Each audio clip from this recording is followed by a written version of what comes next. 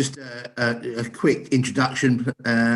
Welcome to everyone from Southern Housing. Very nice of you to take the time out today to talk to us. We've come to the introductions of everyone in a moment. Please note that this is a public meeting and it is being broadcast live. So if there's any sensitive information that you don't want to give us whilst we're live, then happy to take that offline at any time. If you just remember to turn off your microphones and your cameras, turn them on if you're going to speak. Jen, our host, may put everyone on mute if there's too much background noise coming from everyone. And because there's quite a few people, please raise your hand if you wish to speak, and I'll try and come to you and I'll see them. And then don't forget to unmute yourself and use your cameras when speaking, please. And then also say your name, please, before you start speaking, because obviously people watching on the broadcast can't actually see us, I believe. So we'll just go around the room and introduce ourselves. So I'm John Porter, I'm chairman today, and I've been a councillor with Barclay Forest for just over 10 years. So I'll pass you over to Mary. Good morning, I'm Mary Temperton. I'm councillor for Great Hollands North. Thank you and welcome. Michael. Yeah, thank you very much for that, John. Michael Brossard, Borough Councillor for Central Sandhurst. Welcome to everyone. Ian. Good morning, everybody. Ian Kirk, Ward Councillor from Bulbrook. Tricia. Good morning, welcome everyone. I'm Councillor Tricia Brown, Councillor for Priestwood and Garth. Thank you. Jen. Good morning, I'm Jen Lawson. I'm the Overview and Scrutiny Officer supporting this review. Okay, unfortunately we're missing a couple of councillors. So Tony, if you'd like to introduce yourself, please. Yes, I'm Tony Hughes. I'm Head of Home Management for the Group to North Operational Activities, and it's my team that are essentially the housing teams that are on the schemes or in people's homes delivering services. It's weird being called a northern part of the country. we have just two operational areas, which is north and south. So Jeremy. Hi, I'm Jeremy Barclay. I'm Partnership Manager for Southern Housing. I work in the new business team, so we're putting together new development projects. Thank you. Alice.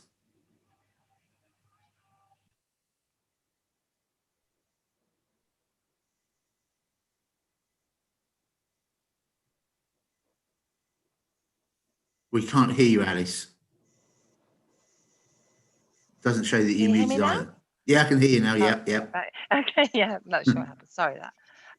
So I'm Alice Webster. I'm a Community Investment Services Manager, and I manage a team of welfare benefit specialists who provide services to our customers in their homes under normal circumstances.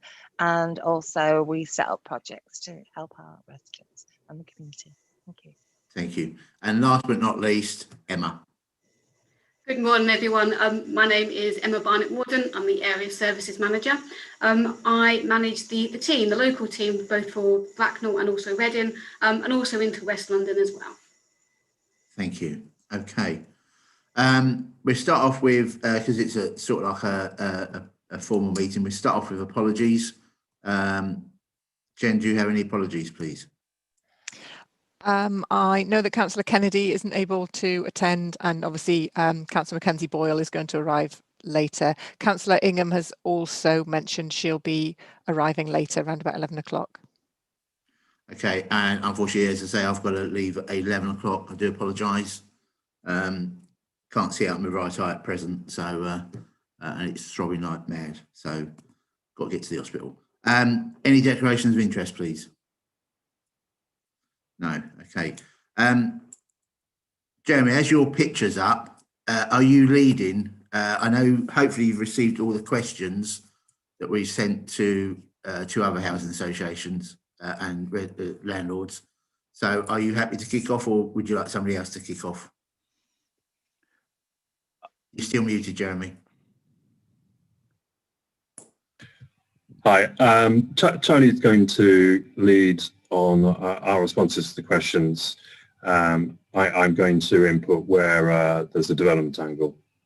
Okay, thank you. Now, over to you then, Tony, please. Yeah, that's fine. Thank you for sending across the discussion questions earlier on, which we've reviewed and obviously have gave us an opportunity to pull together some information and data as well. And essentially, what we're going to do is we'll respond to each of the individual questions, but we'll probably all contribute specific teams that we have with us today. Tony, can I just ask one question? Are you happy for us to ask questions during your presentation, or do you want to wait until the end? Absolutely. I mean, ours is more really a response to each of the questions. It's not a formal presentation, but yeah, by all means, as we start to share information with you, happy to take questions or queries or clarification from any of the members on the call. That's not a problem.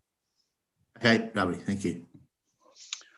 Okay, perhaps it would be just useful to do a bit of scene setting first, just to confirm that our Bracknell properties and operation forms part of our, as I say, North operational region, which essentially is 4 teams. And we have Emma on the call, who is one of 4 area service managers.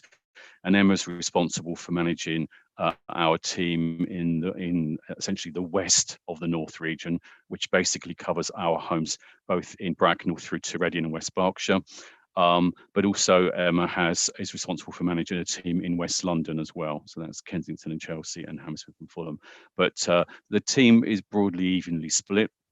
And we have a relatively flat structure. Our area service manager is responsible for managing a team of home service managers, and the home service managers are probably better known or more familiar titled of a housing officer, essentially, that we're probably all familiar with. They're the people that are directly responsible for managing local customer relations, for letting homes, for undertaking any tenancy service requests, for responding to issues or concerns around antisocial behaviour, but also involved in can be involved in capacity building as well. So community support activities, working with some of our other teams across the organisation, and also involved in ensuring that we're delivering good quality public realm services, estates, cleaning, estates, gardening, which essentially is delivered through the group's own in-house direct services cleaning and gardening team called Estate Care. So it's a fairly, although they are it's a generic role, they obviously are supported by teams across the business. Now we have 546 homes in our Bracknell area. And that's a combination of properties such as bed sits right the way through to 1-bed flats, bungalows and houses, and then right the way through to 2-bed properties and 3-bed houses. So it's a fairly sort of wide mix. And then within that, we also have a mix of tenures as well. So the majority of that 546 properties are general needs properties. We also then have additional tenures such as affordable rent. We also have some sheltered units within our Bracknell operation, and then we have some leasehold and freehold units as well. So it's a reasonable mix of tenure within that 546 units. Now we do have, in terms of the allocation of those homes, we are party to and subject to a local nominations agreement with Bracknell Forest, and the feedback from our teams, our lettings teams who work directly with Bracknell Forest in terms of the allocation of our empty properties is very positive. We have our experiences that we work very efficiently together, that the responses to our nomination requests are usually responded to very quickly, and overall it's seen as a very positive working relationship. We have, as I mentioned earlier, in terms of our property profile, we do have a number of bed sits within our complement of homes. And certainly it's fair to say that in the past, these have perhaps been an area where the group has struggled to try to find nominations. But that's an issue across all of our local authority areas where we have bed sit homes. So that's no different. Bracknell's no exception to that. But I think it's fair to say that we've done a lot of work and worked with Bracknell Forest in relation to how we could change our approach, and we've upgraded the moving in standard to those bedsit properties as part of our review process. And certainly the situation now in terms of allocation has greatly improved. But it's still an area that obviously I'm sure we'll continue to have our conversations with Bracknell Forest about going forward to see whether there's anything more we can do. Just to say that the nominations agreement is basically, it's a fairly traditional nominations agreement. The group is essentially responsible for offering back to the local authority 75% of vacant homes, and then the remaining 25% the group, Southern Housing Group, will consider allocating to existing residents through its existing priority moves transfer list. But even within that 25%, it's quite possible that we'll still come back to the local authority to obviously try and source the most appropriate applicant. We were asked as part of the questions that were sent through prior to the meeting, some information around the current condition of our stock. And just to confirm that, I can confirm that we have no non-decent homes within that 546 property complement. So obviously we have an active ongoing planned works program. That's anything from 1 year, 5 years through to a 30-year program. And that will look at future investment programs, anything from kitchens and bathrooms, windows through to replacement roofs based on our asset management data and the life cycle of each component element. But as it stands at the moment, we have no non-decent homes within that complement. Now, one of the questions we were asked is whether or not the group actually offers direct rent as a product within our current portfolio. The answer to that is we don't. Southern Housing Group doesn't have any intermediate or market rent tenures within its Bracknell portfolio. So as it stands at the moment, we do not offer any direct routes for housing as a rule. The only exception to that would be where, as I say, if as part of our nominations relationship with the local authority hasn't been able to provide or source a nominee, and in that case, we would obviously look to explore existing relationships we have with other local charities or local agencies. So the key thing is that we ensure that we're having those conversations with the local authority. We are compliant with the terms of the nominations agreement, but that we're also working with other local agencies as well by agreement. We move on to, if you're happy, unless there's any questions in relation to that, to anything I've said so far, please just shout. The next thing. Tony, could I just add to the conversation about market rents? Just to say, your point was that we don't have Bracknell, but we do within the group structure have a company that does provide market rents as a product. They're known as, and so it is an option when to the developments that could potentially provide that product. It really depends on the site and the funding involved, viability, etc. Just to mention that broadly, that is a 10-year option that the group provides. Okay. I'm really sorry, but you were breaking up all the time there. So I don't know if we all need to mute our microphones at the time anybody else is speaking. Right. If you just repeat that for us, please. Thank you. Hi. So I was just making a point that when it comes to market rent, although we don't offer any of that product at the moment. Just we do have an in-house company that rents.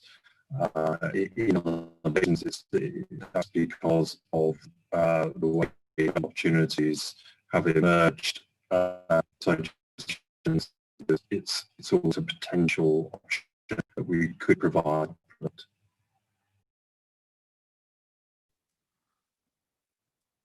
You are still breaking up a bit, but I've got the most of that. So thank you for that. Tony, back to you. Yeah, just thank you, Jeremy, for clarification on that. You're quite right. The data that I'm sharing today is entirely in relation to our activities in the Bracknell area. But you're quite right. As a group, the group has a broad portfolio, and intermediate and market rent products do feature in our operational activities elsewhere. But it's just not a feature of our activities in Bracknell Forest at this time. So can I just ask, is it something that you'd be looking to make if you have it elsewhere in your organisation? Yeah, Jeremy, I don't know whether you are to pick that up at all. Yes, it's always an option that we look at when working at new development opportunities. So potentially, the answer to that is yes, potentially. That's always an opportunity. Okay, thank you. I mean, John, on that point, is that something that the members would be keen to see in terms of, a diverse sort of housing offer? I mean, I can only speak for myself. Anything that we can assist our residents with, and if we can be a bit more diverse in what we can offer them, then that's going to be a good thing for our residents and hopefully a good thing for yourselves. I mean, I think it was Mary that was keen on that. So I don't know if Mary wants to come in on this and her point. Well, I just think, yeah, the greater the variation, the better it is, because many of ours, it's really hard. There's a big blockage with sort of 2 bedrooms to 1 bedrooms moving upwards. So the more opportunities we've got for diversion, the better for just the size of the property and also for the renting and the price, because I think that's important as well. That's helpful. Thank you very much. We can always come back to this point later on in the presentation if members are happy to do so. I wanted just to then pick up on some of those sort of operational and service related questions that you presented. And again, in probably no particular order, you asked us about essentially what our current process is for dealing with complaints, service related complaints. And just to confirm that the group obviously does have a formal complaints process. Or ideally, the focus of our response is principally to ensure that if people are unhappy, if any of our residents are unhappy, that we understand why that is. And obviously, we then look to try to put it right if we can reasonably do so. But there's been a lot of work done recently in terms of reviewing our complaint process. We have and we are signed up to the new Housing Ombudsman Complaint Handling Code, which came into effect in September 2020. And just to confirm that Southern Housing Group is a mandatory member of the Housing Ombudsman scheme. So as a result of that new complaint handling code being introduced, we have done a sort of a root and branch review of our complaint process. And we've introduced changes to our complaint process, which makes sure that it aligns itself with that new complaint handling code. And the principal elements of that is that the Housing Ombudsman new code essentially broadens the whole definition of a complaint, but also looks beyond complaints to any systemic failings that may possibly be identified if there are particular concerns around repeat complaints which are coming to the Housing Ombudsman's attention. So obviously it enables organisations to work very closely with the Housing Ombudsman service to look at any changes it may need to make to policies and procedures if there are repeat concerns. But also the new standard ensures that our complaint policies and processes are more transparent, that they are more widely publicised, that they're easily accessible through our existing platforms. But also there is a requirement and an opportunity to share data on how well we're doing in relation to in terms of our services and how well we respond to customer feedback and complaints about service. The complaint process that we have, the formal complaint process we have, continues to be a two-stage process. But within that, we have also introduced a third, an additional process which enables residents to elect to have their complaint reviewed by a senior manager. If they remain unhappy, that's instead of having to go through to a stage 2 complaint panel review process. So essentially what we're trying to do is work very closely and listen to residents' concerns around how their experience of dealing with our complaints process or feeding back service dissatisfaction. And we've put in place, as I say, some changes which we've consulted with our residents on that aligns itself with the new complaint handling code. And obviously that is now up and running, and we are working at the moment delivering briefing sessions and promoting that through our organisation, throughout all teams within our organisation, to ensure that all parts of the business are on board and are aware of the new responsibilities. Just to say, in terms of data, in the last 12 months, we had a total of 33 service dissatisfaction or complaints registered. So that was 14 service dissatisfactions and 19 complaints registered in relation to our service delivery for our homes in the Bracknell area. And that will basically look at services from anything from our lettings service through to gas maintenance and gas servicing arrangements, day-to-day repairs, or just general tenancy management. And within that, as I say, the focus would have been on resolution. So I'm not aware that any of those complaints were escalated to the Housing Ombudsman, and that we were able to review and reach a determination and hopefully a solution to those complaints. The next question we were asked about is in connection with our response to antisocial behaviour. Emma, who we have on the call, our area service manager, works very closely with our local team, who are responsible for responding in the field to any investigations concerning antisocial behaviour. But essentially, there are two principal sort of approaches to antisocial behaviour. The group does have a customer contact centre, which is the first point of contact for all our residents seeking to access services. They are trained to, which enables them to deal with any initial complaints that are received. So that could be low, medium, or high level complaints, and they're also tasked with ensuring that that risk assessment is undertaken at that first point of contact. And essentially that is the filter process for deciding whether or not the nature of the complaint can be dealt with by our contact centre through a telephone-based investigation, or whether or not it needs to be managed at a local level by a member of Emma's team. Now within that, we will use that risk assessment essentially to inform the initial stages of the investigation, and that risk assessment will be reviewed during the life of that investigation to ensure that we continue to understand whether or not, as a result of our investigation and actions, that risk profile changes. We don't work in isolation when it comes to antisocial behaviour. We work collaboratively and actually very effectively with local partnership agencies. And I think it's fair to say that certainly in the past, we've had a number of successes through that joint agency working, which includes some targeted work around some drug-related concerns on our Mount Pleasant development, and which resulted in a number of effective outcomes for the organisation. Emma, I don't know whether you want to say much more about that at this point in relation to the local partnership working arrangements. No, absolutely. I think it would be useful.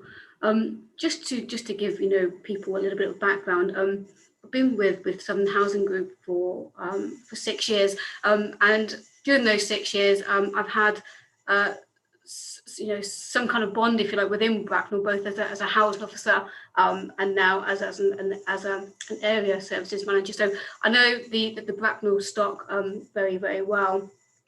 When I first started working for Southern Housing Group, it did seem to be quite clear that a lot of work needed to be done, especially regarding drug-related issues. And certainly it did feel that our Mount Pleasant estate, did not have a great name for itself due to the fact, there was a lot of drug-related issues going on. And so, sort of bearing that in mind, it was imperative that we work very closely with a number of agencies, obviously Thames Valley Police and officers, within Bracknell Forest Council, the ASB officers, community mental health teams, basically, and certainly like the drug and alcohol teams, for instance. And we were holding these meetings every single month in order to try and, offer help and support, to make referrals, to try and, and see if we were able to make a difference there. Some people, absolutely we were able to offer and help, and unfortunately others we were not. We do take, a zero tolerance when it does, come down to drugs and the effect of both drug taking and drug dealing on our estates can have, amongst, neighbouring properties, but also just the whole estate, people not feeling safe because of the amount of people coming onto the estates, who are, perhaps looking for drugs, or who perhaps, are looking to take advantage of some of our vulnerable residents and look at cuckooing. So, with that in mind, we did work very closely with a lot of agencies, and, we did obtain closure orders on many of those properties, which at least for the 3 months that the closure orders were on, it did seem to bring about some help and some peace for neighbouring properties. Unfortunately, our help and support, didn't work for whatever reason, and we did take legal action against, six residents, which did in fact lead to evictions, and also there were injunctions as well, which banned them from specific estates around. So I think that has certainly helped sort of clear up and send a strong message as well to other residents or other people who are wanting to come onto the estate, that we will not tolerate such antisocial behaviour. We have worked closely with the housing within Bracknell Forest, and we do have a local lettings agreement, which Tony just mentioned a few minutes ago. What that local lettings agreement means is that we will not accept anyone who has 12 months, within the last 12 months, cannot have either a drug or alcohol problem or has caused antisocial behaviour. And that's really just trying to protect the hard work that we have done, but also to ensure that the estate can feel safe again. So that has obviously worked. Just with regards to other antisocial behaviour, we do work very, very closely with Bracknell Forest Council, both with PPSG meetings, so partnership problem solving groups, which we attend. We also work with MATAC, which is the multi-agency tasking and coordination meetings. And again, it's fantastic to have such easy access to the likes of offices within Bracknell Forest, and also other resident registered social landlords and the police. So to have so many people around the table, it can only mean a good thing, that we can offer as much support, and we can get a really much more holistic view rather than working in silo, and that really has worked for us. We often speak to the antisocial behaviour officer, who again is exceptional, you know, in offering advice, and also being able to signpost us to other, you know, agencies and other offices within Bracknell Forest Council. So, you know, I think just the whole sort of, you know, setup, it does seem to work for us, and we are very keen, you know, to get involved with as many of these meetings as obviously we need to. So I think from an antisocial behaviour point of view, you know, we do work very hard at that. Emma, Thank you. I've got a question for you from Ian, please. Thank you, Chair. Emma, thank you for that comprehensive overview. I've got a couple of issues sort of wrapped up in one question.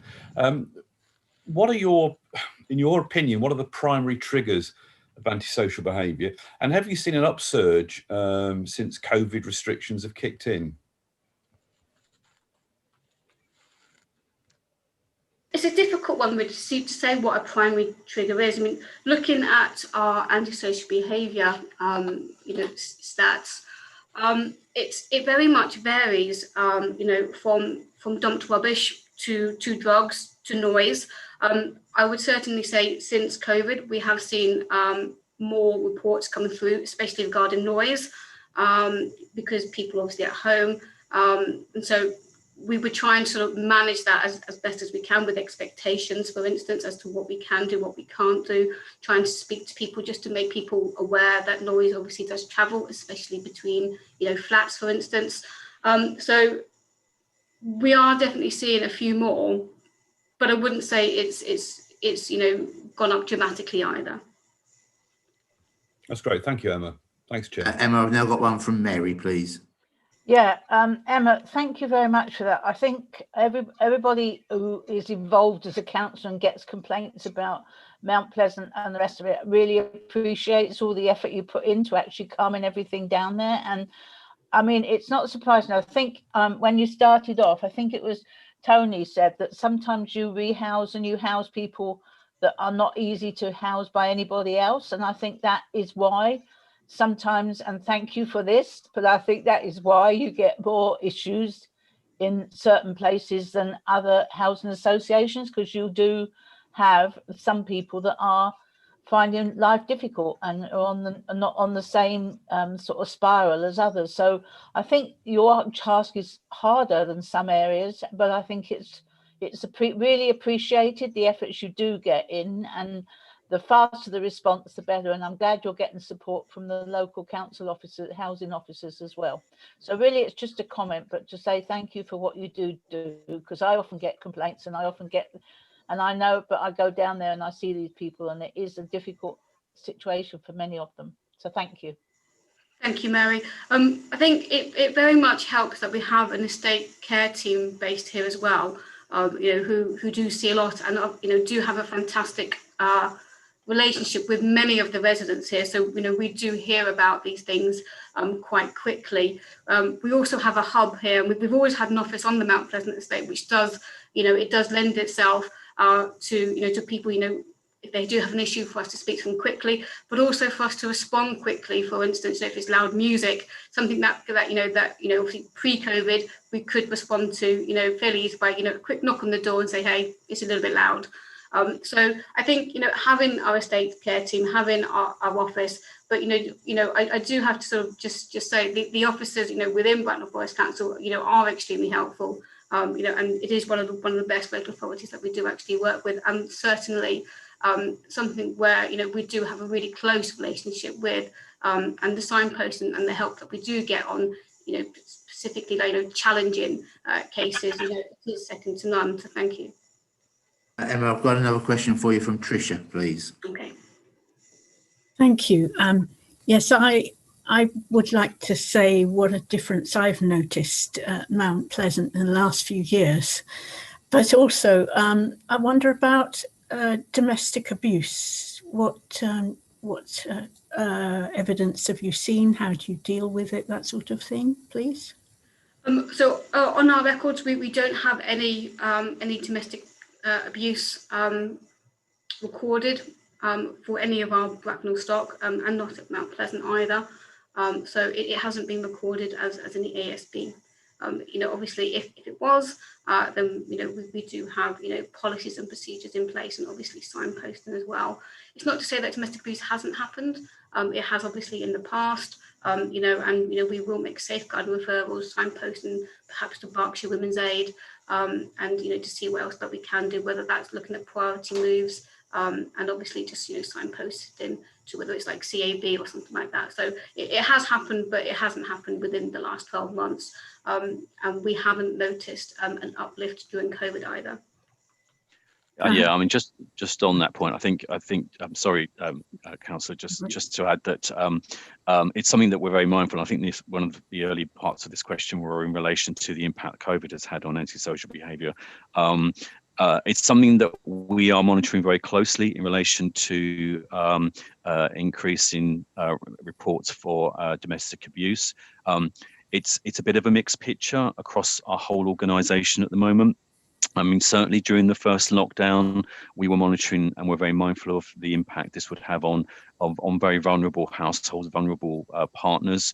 We'd made outbound calls to those known cases, those live cases that we had recorded. Right. We developed a very sensitive approach to whether they felt confident enough to talk to us.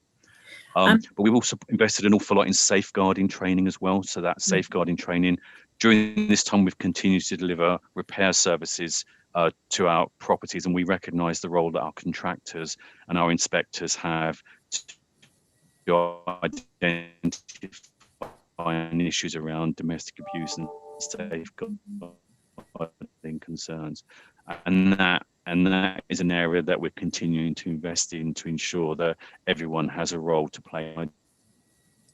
Yeah, I wonder if having somebody on the estate and being quick to deal with noise problems makes people think a bit more before they start annoying others. I mean, I think that's a really excellent thing. Thank you. Thank you, Tricia. I've got a question for either Emma or Tony from Isabel, please. And can I just ask Mary to mute, please? Thank you. You're talking about domestic violence, and I used to work for victim support, so I'm very well aware of that. Is it possible that there are cases of domestic abuse and other violent acts that you're not aware of because people will be dealing with the police and not yourselves? I mean, we are concerned about underreporting. There's no doubt about that. We do work very effectively, and I think Emma perhaps can add a bit more to this. We do work very effectively with local SNTs. So if there are issues or concerns which require a collaborative approach, a collaborative response, then we would expect to share information through the normal information sharing protocols that are in place, and to understand essentially what our role is in relation to both supporting the victim or the household members, but also in terms of looking at longer term solutions as well. Emma, I don't know whether you want to say anything more of that in terms of the way that you perhaps pre-COVID, in terms of the drop-in arrangements that perhaps and relationship that you had with the SNT in terms of local information and information sharing. Yeah, of course. I mean, this does sound quite, Mount Pleasant, perhaps, Jubilee Court heavy. But certainly, we do have a close relationship, with the local neighbourhood team, PCSOs especially, who always, perhaps drop on in, just to see how things are, both from our point of view, and also theirs. So there's always communication backwards and forwards. I think it's a possibility that if it's not, if it is perhaps in a different local neighbourhood area, there's a possibility that perhaps our connections are not quite so close with the local, with local PCSOs or constables. But I think, to be fair, they know where we are.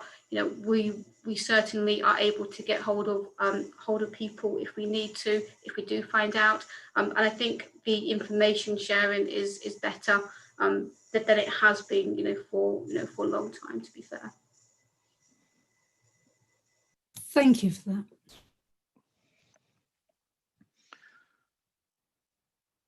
Are there any more questions on the group's antisocial behaviour service at all at this point? I mean, we can always come back to it, John, if the time allows. Are you happy for me?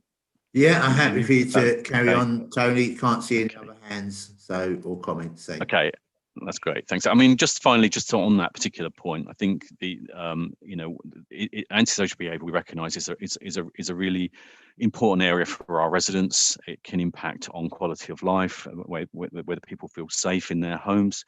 So it's an area that we continue to invest in. We invest a lot in training.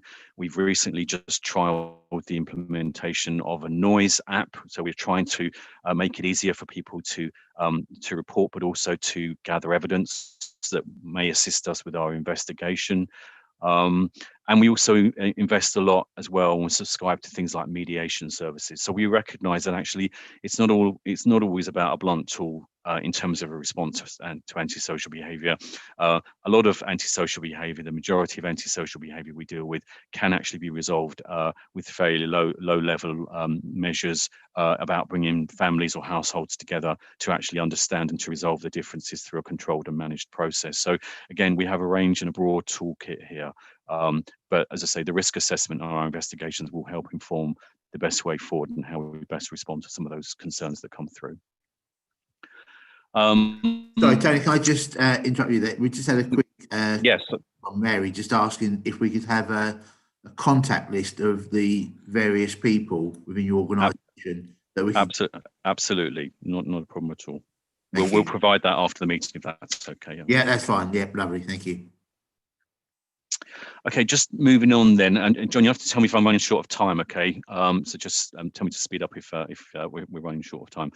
The next question was principally in relation to resident satisfaction, and the question was, how do you measure tenant satisfaction levels? Well, again, it's another area where we've put an awful lot of work in, and we've completely changed our approach to ensure that we are able to get as many views and as much feedback as possible in relation to our customers' experience of our services. So we have a large customer satisfaction program. We actually speak to over 8,000 of our customers each year to understand both how they're overall satisfied with how we deliver services, but also to understand where they feel we could improve the services that we currently deliver. So we have what we call a landlord perception survey. And as I say, within that, we also have service-specific surveys as well, such as what was your experience of moving into your new home? What was your experience of raising a complaint and concerning antisocial behaviour? And actually, what was your experience of using our complaints process? I mean, they're just three examples of some of those parts of the service where we actively seek customer insight in terms of what their experience was like and how we could have improved upon that experience. Our program, our customer satisfaction program, speaks to customers across all tenure groups, all locations, and also all demographics as well. And we are obviously ensuring that we need to make sure we have a fair representation of all our customer views. Sorry, Tony, can I just ask one quick question on that? Yeah, absolutely. What's your actual response percentage to that? Raised? I don't have that with me in front of me, but John, anything that's raised by members today, I will make a note of, and I will follow that up separately if that's okay. But I don't have that data in front of me, unfortunately. Okay, yeah, no problem. Thanks. So essentially, of people that we approach, how many actively engage in our surveys? Is that correct? Yeah, that's correct. Yeah, thank you. Okay.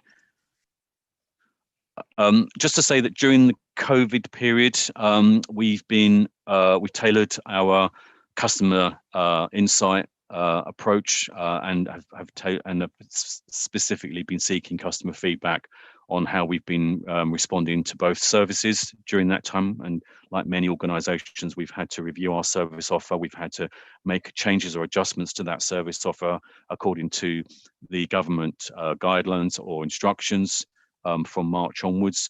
But also we've extended that insight into understanding what our support offer was like, and whether our residents felt that they were properly supported, and whether they also knew and were clear about where to go for support if they needed it. And perhaps Alice, when we come to our presentation later on, we'll perhaps talk a bit more about the actions that and the service that we provided during the start of the COVID period. Tenant, just got a quick question from Ian, please. Thanks, Chair. Tony, thank you for that. I was just curious, outside of normal email traffic, what's your online capability of collecting immediate needs and fault reporting by residents? So online platforms is an area that we're investing a lot on at the moment. So, for example, we have we're introducing a customer portal at the moment so that residents can report repairs online, and they can also track their repairs online as well. That's being rolled out across each of our maintenance contract areas.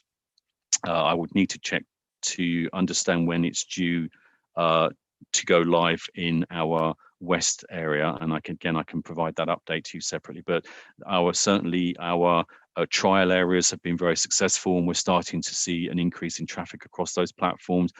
And a lot of it's around confidence building. It's about ensuring that people who are using those platforms, those online platforms, are comfortable and also confident that they will actually deliver the services that they're registering.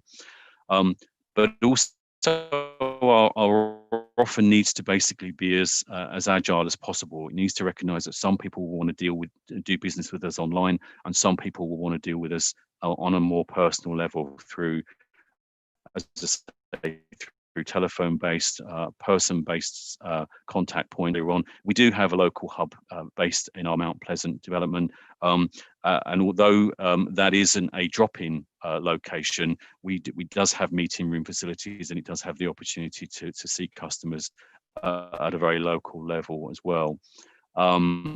We have things such as web chat, which is part and parcel of our service through the customer service centre, where we have on a shift system over 60 advisors. But also we've just introduced a new telephony system there as well, and that also has a callback facility as well. So, we're trying to ensure that as well as our generic email platforms as well, we're trying to make sure that that there are various points that people can register their service requests, and of course within all of that we have our social media presence as well through Twitter accounts and things of that nature. That's great. Thanks, Tony. Thanks, Chair. Tony, can I just pick up on saying one of the other RSLs we were speaking to, for a councillor to address any concerns of a resident, we need to fill out a consent form. So does Southern Homes follow the same process for GDPR, or can we speak on behalf of a resident without such a consent form? And if we need a consent form, how can we download the consent form in order to speak on behalf of a resident, please? It's an interesting point. Obviously, we work across a significant number of local authority areas, and obviously we deal with a number of both parliamentary member inquiries and also councillor inquiries as well. We don't require a consent form. We don't ask you to complete a consent form if you're wishing to raise through the councillor elected member process an issue on behalf of a constituent. We do have a GDPR team. We do have specialist advisory officers. Again, it's something that I'm happy to check to make sure that there are no new requirements there. But certainly, we are happy to take member inquiries directly. We do record them, we do log them through our systems, and we do acknowledge all of our member inquiries that come through, and we also manage and monitor them very closely to make sure that those investigations and those responses go back as quickly as we can. So at this stage, members are not required to complete a separate consent form issued by Southern Housing Group, and we are happy, both myself and Emma are happy to take member inquiries through emails as the start of raising those concerns, so that they can be properly recorded and logged through our customer management systems. Yeah, thanks for that, Tony. And it does seem as though the system that you're operating would actually be more effective for members to actually deal with a resident's concern more effectively, rather than having to wait for a resident to actually complete a consent form. And if they're elderly, no internet access, computer access. So it will actually speed up that process. So that's very good news for us. Thank you. Just to come back to resident engagement, resident involvement, we again, we have a very active program in terms of resident engagement. Again, it's another area where we've done a lot of work of late to improve our offer. There is a requirement now for residents to be very much a part of everything that we do, that we are listening and involving our residents in our activities and our service offer and our review and our redesign of services. So there's a multiple and a variety of opportunities where residents can be involved in and have their say, and all of that information we put on our website. And we do try to, where possible, and I appreciate that not everyone's digitally enabled, but we do try to direct as as many of those general inquiries through our website, so that because we're trying to ensure that platform will be able to respond to as many queries about how residents can get involved as possible. But all our information around our offer and the resident engagement offer is all on our website. But principally, our resident involvement, again, is a very agile offer. Residents can be involved through scrutiny groups, through individual service review project groups, and they can get involved both in a remote way or pre-COVID, certainly through more formal resident meetings or working groups. So we try to ensure that whenever we are now undertaking any kind of policy or process or service review, that resident engagement is now at the very front of that review process, rather than something that is taken to residents to comment on at the end of the process. So we've kind of almost like switched it round, and the emphasis now is very much at the start of the process rather than at the back end of the process. And we are building our resident engaged and involved resident database to ensure we've got as many residents across all of our operational areas who are involved in our engagement processes and can obviously be involved in commenting or feeding back on anything that could impact the services that they receive. Thanks, Tony. I've got a quick question from Bob Angel, please. Thanks, John. Tony, just a quickie, do you have your own repairs teams? It's a mixed picture because we obviously operate over quite a wide area. We do have an in-house repair team in parts of our organisation. We have an outfit called Southern Maintenance Services, and at this moment in time, Southern Maintenance Services are it's in the scheme of things, it's a relatively new part of our activities. It's probably about 5 years old, and it's principally at the moment delivering maintenance repair services to our Kent stock and also to our East London and South East London stock. So who repairs in Bracknell then? So in Bracknell, our contractor is DW Contracts. They are Oxfordshire based, but they also pre-COVID were also co-locating from our Mount Pleasant office, the hub in our Mount Pleasant office. And what sort of interaction do you glean when these people are going into the tenants' houses? Because that seems to me this happens all day, every day. There's a ready-made source of information and feedback. You use that? Do you mean generally in terms of feedback around the services, or is it, Yeah, or do you yeah. mean in relation to, right?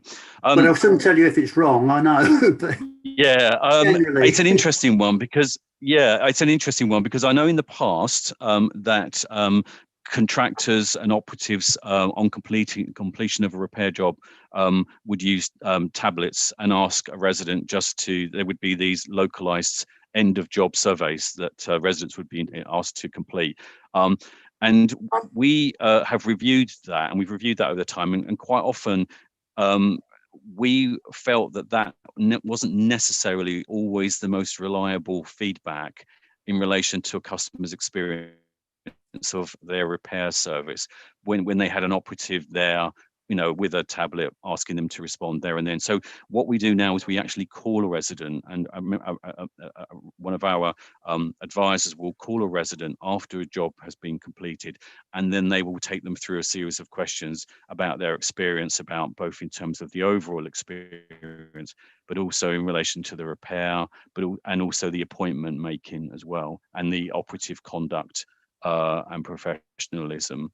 So that much more reliable to get that information after the job has been completed as a separate event, as opposed to from the contractor or the operative in the home at the time.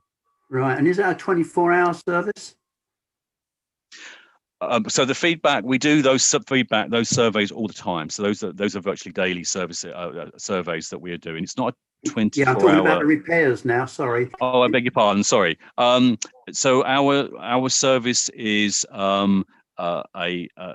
have a daytime service, which principally is appointments. I believe can start from 7 o'clock through to 6 o'clock in the day, but in terms of reporting repair, it then moves across to an out of hours service, and then they will deal with any emergencies.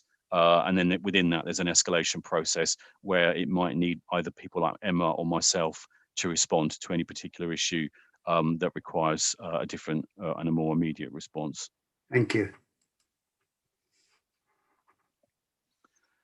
We're coming to the end of our update. Just to say that the group is a member of TPAS. It was a question that we were asked to respond to, and TPAS, we do work with TPAS in terms of providing support and information, both in terms of Southern Housing Group's resident engagement program, but also to support and train and help train involved residents who are keen to get more involved. So we are currently working with TPAS to embed our new resident engagement framework, and as I say, in terms of asking for their advice and support with regards to recruiting new involved residents in our resident engagement program. The next question is in relation to the contribution that Southern makes in terms of the well-being of our wider community. And Alice, if it's okay with you, are you okay for me to perhaps ask you to perhaps just provide an overview in terms of our customer offer, in terms of our support services?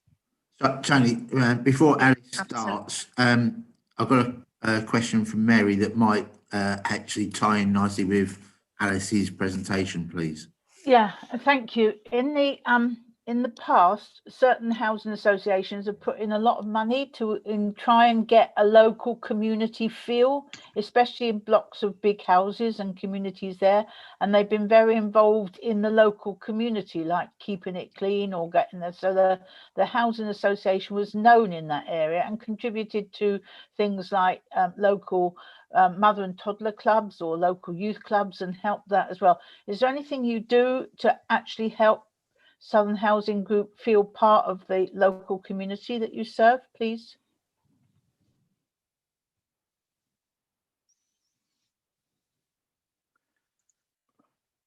Alice, are you happy to possibly pick that up then in terms of our offer, and also how we capacity build and work with local agencies? Yeah, that's fine. So shall I start with going over the offer that we have, and then, if that's okay, bring it forward to the capacity building side of things.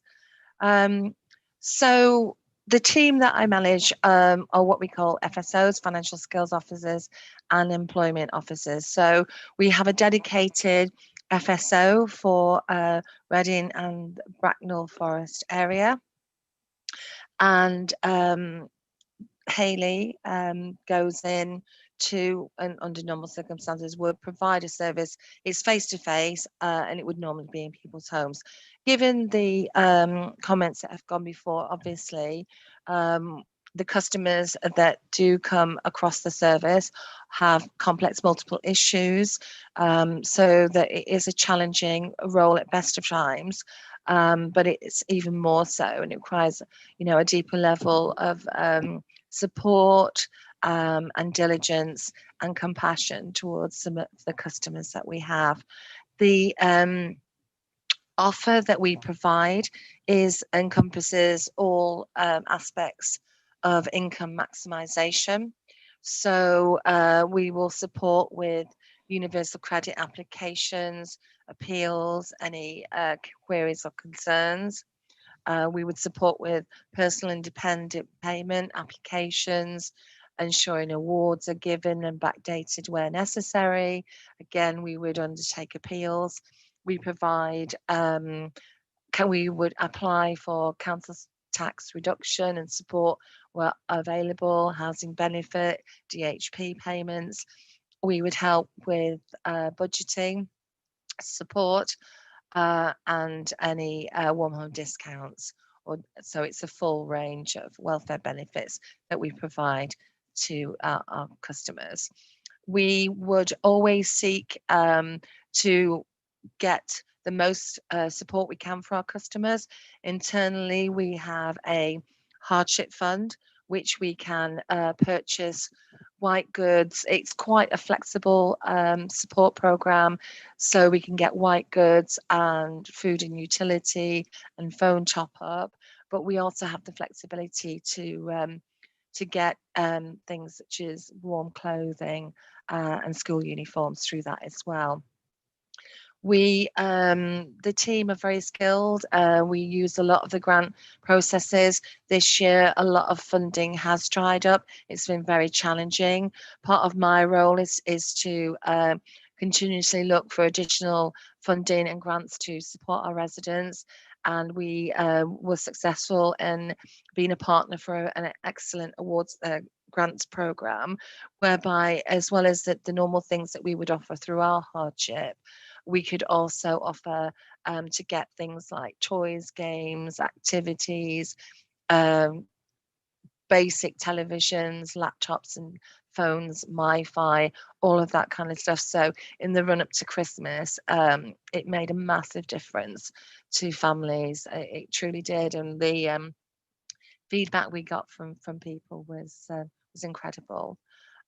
So we will always seek to get whatever we can to make sure that the customers can live comfortably and have what they need. So we will always strive to do that. We the employment support that we offer, we did a couple of years ago commission another housing association to deliver employment support out there. This year we've gone, with the lockdown, we've gone a lot more online. So we are providing weekly webinars for all our residents. We're working with them to tell us what they want to support, but it's all to do with getting back into the employment, building confidence and so on. We're working with we've got the Get Set UK program. We offer apprenticeships through our contractors and partners. Again, we have a grants program for people who are looking to go back into work or need support with it, and that can provide assistance with travel costs to an interview clothing, workwear, training, travel to the training, equipment and tools for the job, and accreditation and license fees. So we do provide a wide range of support. We are always looking and will continue to do so, to look at partners that can add to the offer that we already provide to our residents. in other regions. In London, we are rolling out a programme of food pantries on our estates. So we have a lot of in-house expertise on setting up and delivering food pantries to residents. So we're keen to partner with anybody that would be interested in doing that. We do refer residents to food banks. We do prefer our pantry model, I have to say, because we can offer support for a longer period of time, and we do offer more wraparound support for people who are members of the pantries. But we're always looking to develop more customer involvement type activities. We were hoping, and it was planned to do, to have a couple of larger events out in the area this year to find out from our residents what additional projects they would like to see us deliver for them. But unfortunately, obviously, that was put on hold. We're hoping to do that this year coming. We'll have to wait and see. So I'm not sure if that's answered all of your questions, but happy to take anything more.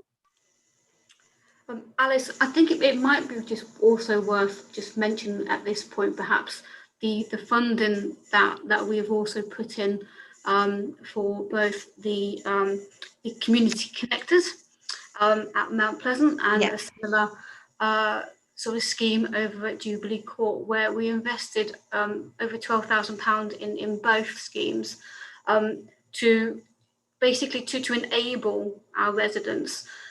So over at Mount Pleasant, we had a group of residents who come together called Community Connectors. What we were trying to do is to bring people who are interested in their estate to listen what they would like to get out of it, to promote, if you like, the services that we do offer. I think many of the things that Alice has just mentioned is not kind of out there. I think we probably need, to continue our work to promote those types of things. So we were, obviously holding meetings in the evening, providing pizza or something to eat to bring people together. We were spending time talking to residents to see what they would like to do, what they think that we could do better, what their main perhaps concerns were on the estate. And from that, for instance, we picked up on the car parking at Mount Pleasant. The fact that it was being used by non-residents, perhaps to go shopping, or just to park, because parking is a bit of an issue around here. So on the back of that, we did the consultation. That come back that they would like permit parking in, so we brought permit parking in, and now there is space for every single resident to be able to easily park at Mount Pleasant, and it has stopped the majority of non-residents parking here. We've worked closely with the police and also the same interested residents, and we've undertaken environmental visual audits, where again we walked around in the evening, so it was a bit darker, to see what we could do. So things about lighting literally come to light, where we could improve that, where it's because the likes of Mount Pleasant, there's lots of cut through, so it's what we could realistically do to help make people make them feel safer.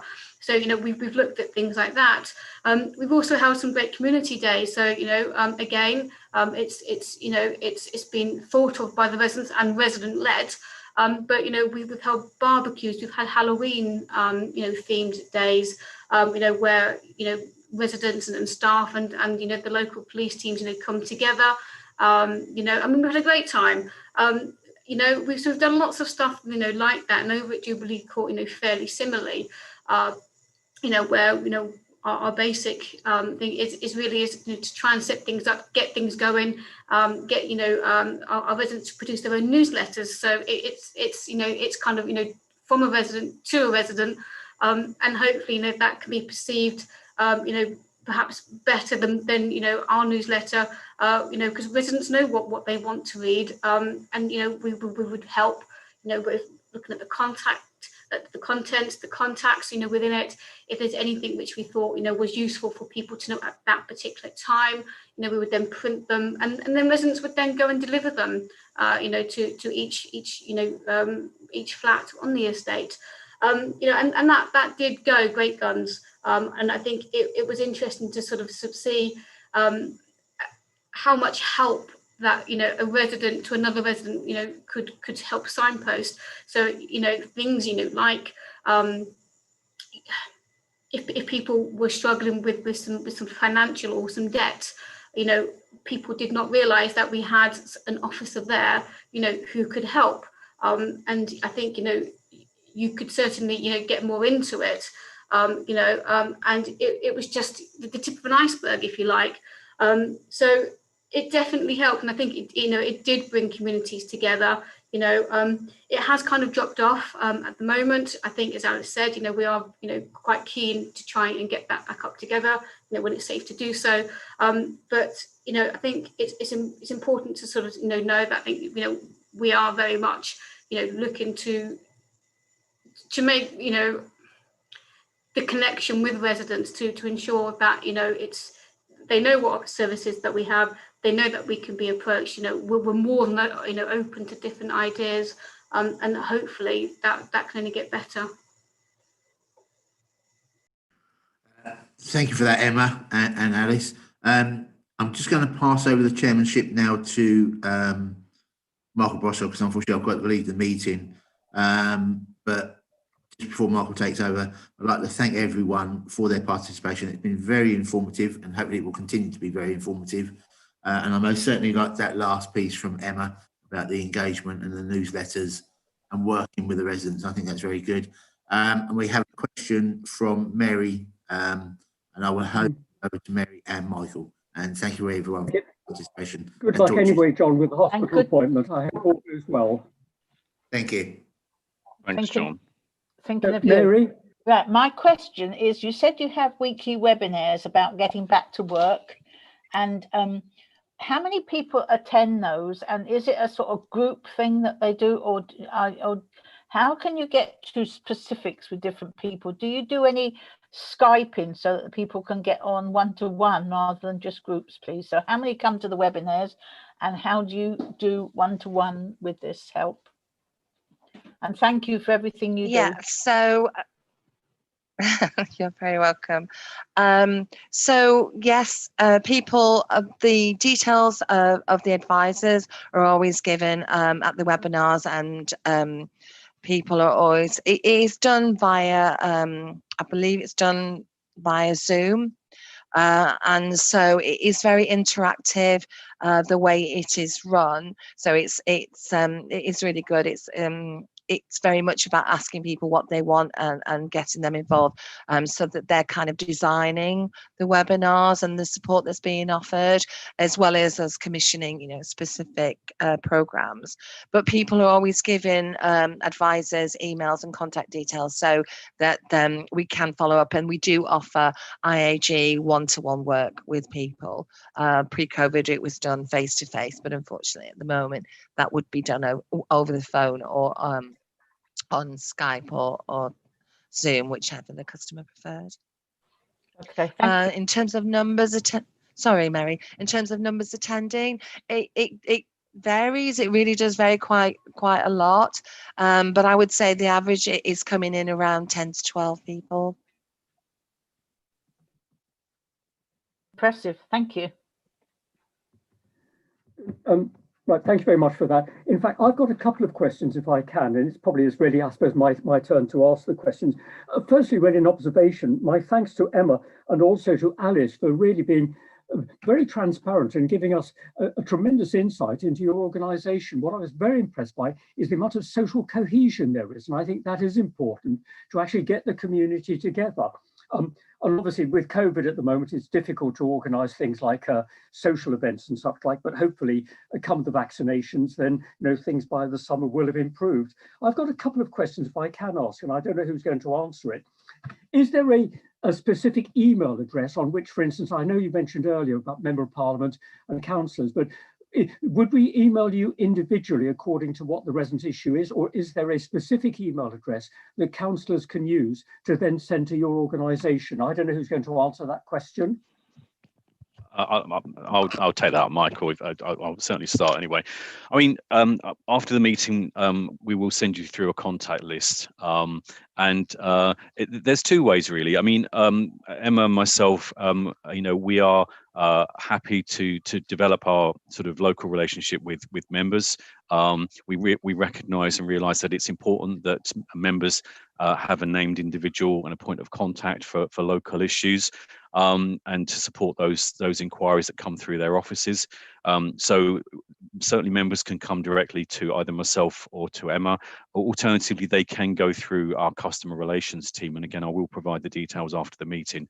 The customer relations teams essentially coordinates and are there responsible for ensuring that every inquiry, complaint, service feedback, councillor inquiry, member inquiry is properly recorded and properly managed through our system.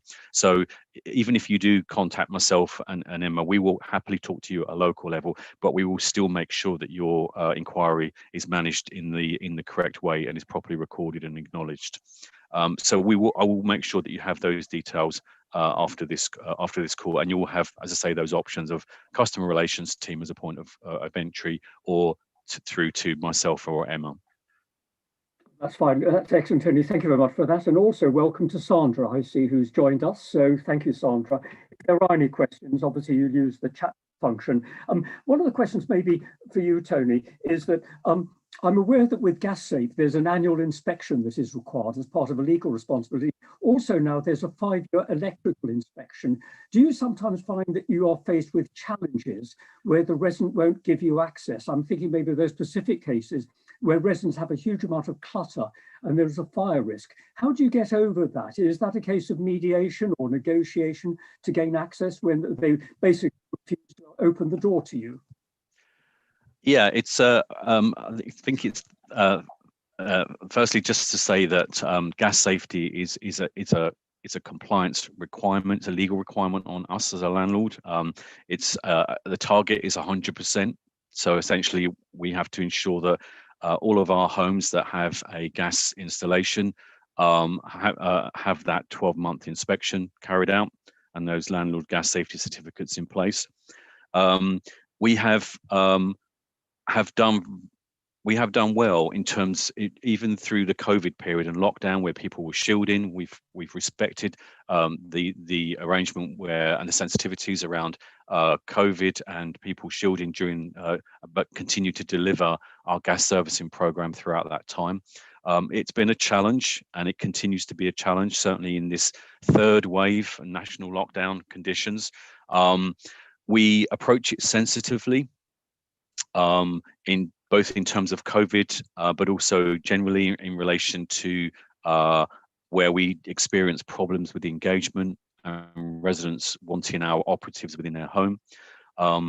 We start by obviously ensuring that the customer understands why it's important that our operatives can get in to do the servicing or the inspections that they need to do. The compliance requirement is not just about keeping our customers safe, but it's about keeping other residents safe within the block or in that local community. So we have to negotiate to begin with. We try to make our offer, our access appointments as flexible and as agile as possible so that we can try and work around individuals. We will try and work with advocates, someone who perhaps they feel comfortable and confident that can act on their behalf. So that could be a family member, that could be another agency, particularly if there are mental health issues, or indeed we may well work with local members if they have an existing relationship there and they feel that they could help support and support that negotiation. I think it's fair to say that unfortunately what we can't do is put off the inspection. It is a legal requirement, and so we will continue to explore and exhaust all possible avenues. Our home service managers, members of Emma's team, usually have a really good local working knowledge of who their customers are. They will invariably know what those vulnerabilities and those sensitivities are, and they will through that local knowledge, we'll work with Southern Housing Group's teams to try and to see whether they can help facilitate access and support the resident, but also support the service arrangements. So it's a sensitive approach. It's a focused approach, but essentially we will work in a number of different ways to try and ensure that we can keep people safe, both through the COVID period, but also through business as usual periods as well. Well, thank you very, very much for that. Can I also welcome Tina? I see that she has joined us. With the chairman's permission, if I can carry on. We've only got 6 minutes left, and I'm sure that Tina would not be opposed to me monopolising the management of the meeting. It would be the most sensible thing for you to do is to continue your extremely brilliant service for us. Thank you very much indeed. I have one more question, and then I will pass on to Mary, because Mary's got a question about Mount Pleasant. The question I was going to ask is, with regard to subletting, do you find that there is sometimes an issue where a resident will in turn sublet the property? And do you, for instance, use the electoral roll for the verification process, or do you work on a tip-off situation? What's the audit mechanism that you have if there's a suspicion that the property is being sublet? I'll start this one, Michael, and then I'll probably hand over to Emma briefly. So again, there's no single approach. Local intelligence is really important in terms of understanding whether or not a property is being used by the person that should be using it. Residents usually, for the most part, will know who their neighbours are. They'll be used to seeing and will know who they're expected to see going in and out. And obviously, if that should change, then invariably, quite often it will be information received at a local level, which would help and start those investigations. But we also use online tools as well. We will use what we call the NAFIN database, which is the National Anti-Fraud Network database as well, which enables us to provide information or to see information about who's possibly registered for credit at a property, for example, as part of and supporting those investigations. Quite often it's about engagement. So for example, if someone won't let us into their property to do the annual gas safety check, those investigations will help to understand whether or not the property is being misused or not occupied by the person who is our tenant living in the property. Not interestingly enough, quite often subletting stays below the radar. So it may well be that the rent is continuing to be paid and someone is still allowing the repairs to take place. So they may actually go in the other direction, and they may actually keep their profile below the waterline, so as not to elicit any inquiries from our local team. But also the local HSMs, and certainly the Kate Ackland, who's our local HSM for Bracknell, she will also have that local information, and she may well just get local information offered to her anonymously through residents. And she will look to follow that up. Again, make sensitive inquiries. The key thing is not to jump to conclusions, is to remain open-minded and broad-minded in terms of those investigations, make those sensitive inquiries, collect the data from a number of different sources, and thereafter reach a conclusion as to whether or not there is something of wider concern. Emma, is there anything you want to add to that at all? I mean, is this particular issue that's coming through in terms of our Bracknell stock, for example? No, it's not. No, I think in the time that I've been around, I would say perhaps 2 or 3 that we've had information on, and we investigated, we followed our policy, but it's not something that is ongoing. It's not something that's a massive problem within our stock. Perhaps that's because they're smaller flats rather than perhaps palatial homes. I don't know, but it's certainly not something which we have a problem with here in Bracknell.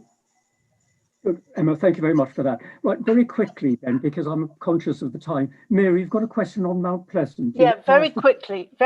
I'm a coordinator that organises volunteers to deliver things like food bank and prescriptions and things, and lots of those go to areas where there is a residence permit thing, and the volunteers are very reluctant about going because they don't want to fine if they are parking there. So can you give me some advice of what I answer them when they're standing there saying, well, I'm going to get a fine if I deliver it? Obviously they'll get the fine paid for them, but that's not they just would rather not have that fine put on them in the first place. Thank you. No, I completely agree, Mary. So for instance, if you find one of our schemes, so the only 2 schemes within a Bracknell which come under Southern, which have parking permit in, is both Mount Pleasant and Jubilee Court. If you know when your volunteers are coming to to actually visit the estate, you can absolutely give us a call or an email us. We can provide you with temporary codes, which they can display within their dashboard. Alternatively, if it's the same volunteers which are going around our estates, we can get permits for both sites for you. That's no problem whatsoever. It's rarely the same person, but thank you. At least I can tell them they will be able to. I could email you quickly, and then if they did get a fine, at least you would have had an email first. Yeah. Yep, and if that's the case, if you do find that your volunteers are getting fined, we can liaise with our parking management company to try and get that stopped, so that they're not actually fined as such. So we can try and get them cancelled. I think we need to be aware that there's lots of agencies coming onto the estates, whether that's carers or people perhaps having to temporarily move in, to provide support, especially during COVID. And we wouldn't want to stop anyone not receiving the support that they deserve and they need. So absolutely, if you have any issues with parking, please just get hold of me, Mary. That's not an issue whatsoever. Brilliant. Thank you very much. Emma, thank you very much for that. I'm conscious that I think there might be 2 more questions that are to be asked. Questions number 11 and 12. And I wonder if maybe Tony or one of the other contributors would maybe try and wrap up those 2 in let's say a minute, if that's possible. Well, thank you. Well, there's a couple of things. I'm conscious that we've got Jeremy on the call. He was going to perhaps just give you a brief overview about our development activity in the area. So is that an option? Perhaps we could ask Jeremy to just give us a 1-minute summary. Is that possible? I'm conscious of your time rather than our time. We have some flexibility. I just don't want to take advantage, shall we say, of your very professional presentation. But no, if we can overrun by another 5 minutes, then I'm happy with that. So over to you. Jeremy, are you happy to just provide us just with a brief overview about? Yes, indeed. Yeah, hopefully the sound is a bit better than it was. Just put a note on the chat as well, just in case there's difficulty hearing me. I wanted to mention particularly that forest is a priority area for us, and we're actually looking at a large new development opportunity on the meteorological office campus, and potentially there's scope to build 300 new homes there. And we're in a pre-application stage, and we hope to be making an application during the course of the year. Have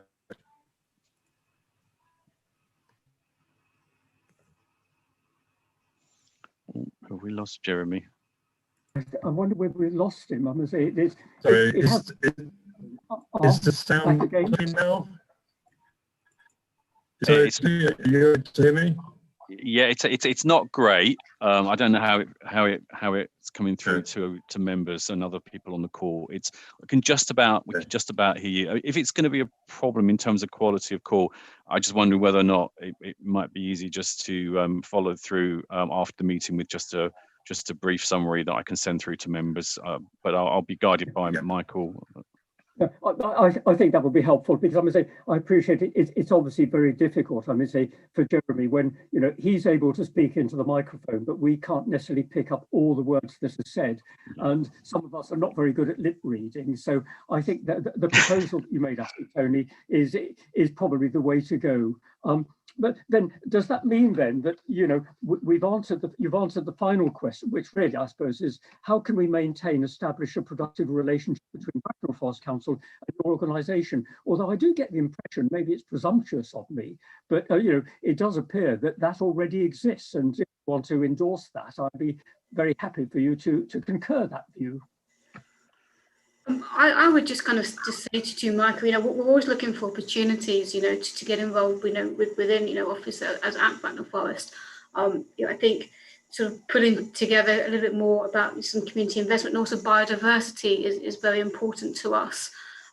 We've worked with your officer, Marley's Boydell, the biodiversity officer, as well as the UK Centre for Ecology and Hydrology, and another lady at Oxfordshire County Council, in order to improve biodiversity within both our schemes at Orchard Court, which is a shelter scheme, and also Mount Pleasant and Jubilee. And we have truly done a really great job, our estate care team, especially during the COVID times. We had the most wonderful sort of wildflower display just opposite the doctor's surgery at Boundary House. We've put in a lot of yellow rattle and wild flowers, and we've put some honeysuckle, and we've created log piles and things for stag beetles, and we've certainly involved our residents in that. We've gone round lots of times. We've had different inspections. We try to encourage people as to what they would like to see in their schemes. Is there anything specific? Would they like to see more bees? Would they like to see more birds? Are we encouraging bats? I think we've all really learned quite a lot of about this biodiversity, and it's been quite an interesting thing to do, and it's certainly something which we've put some money into, we've invested in, but it's also something that we're looking to do. Our estate care have used this opportunity to do a toolkit, if you like, for the rest of our estate care teams across Southern Housing Group, so that it doesn't matter, how urban or how small space, you can always create something to encourage wildlife. So it doesn't matter how small a space you may have, say perhaps within the London schemes, to somewhere where in Bracknell we are more fortunate with the amount of green space that we have. So we're absolutely always looking for opportunities, and anywhere that we can get Bracknell Forest involved in, we certainly will do. Emma, thank you for mentioning that. Thank you for mentioning Marley's and also the biodiversity, because it's something we're all passionate about, and I must say that is very encouraging. I don't know if Sandra wants to actually comment on that, because there's a message on the screen, and it's just that Sandra may actually want to elaborate on what she's actually said by way of the message. Sandra? Got it, Chair, thank you. Yes, just to say that Bracknell, I'm a member of the Bracknell in Bloom committee, and Mount Pleasant has received a lot of acknowledgement from Bracknell in Bloom, and it's been really wonderful to see the residents involved in the different projects, and it really has created a sense of community and helped combat isolation and loneliness. So that's been an excellent project, yes.